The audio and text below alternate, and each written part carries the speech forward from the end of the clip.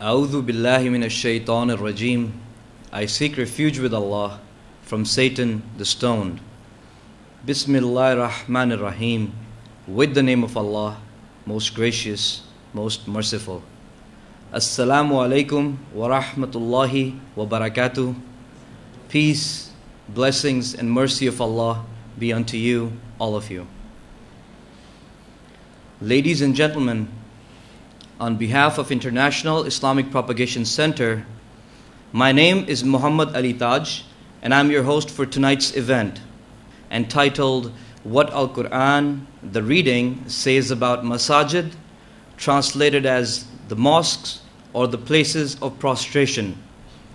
I would also like to extend a warm welcome to those of our audience who have joined us over here for the first time, as well as those who have joined us over the internet from across the world, and those who may review this lecture wherever, whenever.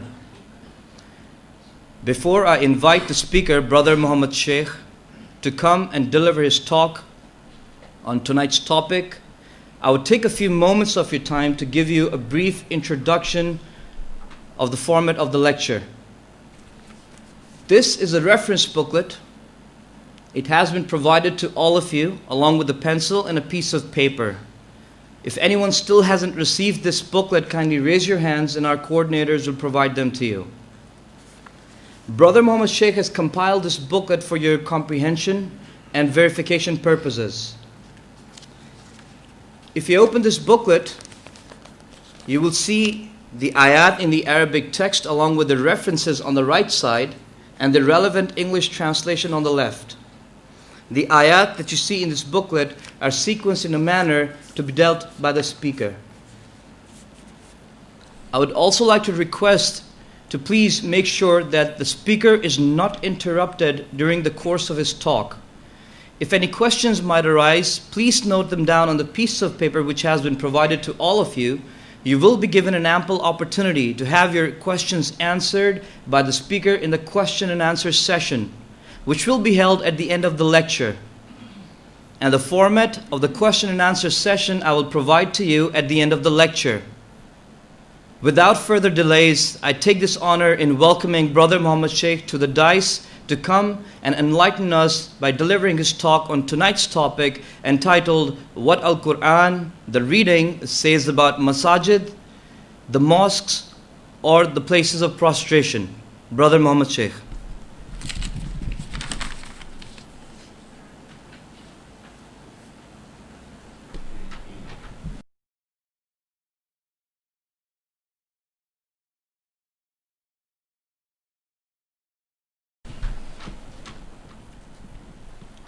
Assalamu alaikum wa rahmatullahi wa barakatuh. Peace and blessings of Allah to all of you, ladies and gentlemen, welcome. A'udhu billahi minash shaitanir rajim. I seek refuge with Allah from the shaitan, the stone. Bismillahir Rahmanir Rahim. With the name of Allah, the gracious, the merciful. The topic is what Al-Quran says about Masajid, translated as mosque or the places of prostration. This is the topic. You have been, Muslim world have been seeing and making mosques all over the world. These mosques, how they originated and why they originated in the Muslim community. This is, we are going to understand from the Book of Allah. At the same time, the salah, the practice of salah, is also established in the mosque all over the world. Why this system has been developed in the world Muslim community, wherever they are. So this is the topic. What is the origin of the mosque and as well as the salah, the prayer in the mosque established all over the world? This is the topic.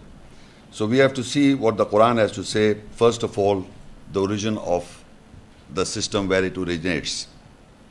And for that I go to Surah Al-Ma'idah 5 and Ayah 97. جعل الله الكعبة البيت الحرام قياما للناس والشهر الحرام والهدي والقلائد ذلك لتعلموا أن الله يعلم ما في السماوات وما في الأرض وأن الله بكل شيء عليم. Allah has made the Kaaba, the sacred forbidden house, an establishment for people, and the sacred month, forbidden month, and the gift or the offering and the necklace or the girds, that you should know that Allah has knowledge of what is in the skies and in the earth, and that Allah is knower with all things. The first ayah is that Allah made the Kaaba. The Kaaba. Normally in the world, people think that this house, the Kaaba, was made by Ibrahim alayhi salam, where you can see Ja'alallahu al-Ka'batal Baytal Haram. Allah made the Kaaba. So first of all, initially, the Kaaba is a cubical rock coming out from the ground, almost a height of, I'm giving him in my own, approximately 8 feet, 7.5 to 8 feet. It is coming out from the ground, almost a cubical form, Kaaba. So Allah has made that originally. Allah made this, not man at any given time. And it goes up to approximately 50 feet. That is what Kaaba is, the cubicle. And he made this a Bayt al-Haram, a forbidden place for who? The non-Muslims. And at the same time, a sacred month is related with the Kaaba. So I will just give you in my own words, there are 4 months, forbidden months or sacred months are related to Kaaba. One is mentioned in the Quran as Ramadan, where the lawful food and the drinks, lawful drinks, are not permitted during the month of Ramadan in the daytime when we fast. So we make them lawful food as forbidden. We don't eat and drink from sunrise to sunset. That means this is a relation. Ramadan is the month, a forbidden month or a sacred month, where the lawful food you are not supposed to eat. That is why it is called Ramadan is the sacred month, or we can say forbidden month, because what you have to eat and what you have not to eat during the sunrise to sunset, the lawful food. That is to develop the taqwa, means to guard our psyche, so that we can, in other month, 8 months, we can follow the ayahs or the governing ayahs. It develops the man, the human beings, to how to govern his psyche. The lawful food is forbidden not to eat and drink from sunrise to sunset. The second 3 months are the Hajj months. That they are Shawwal, Ziqat and Zilhajj. After Ramadan, they are in continuity 3 months of Hajj. They are related to the Kaaba.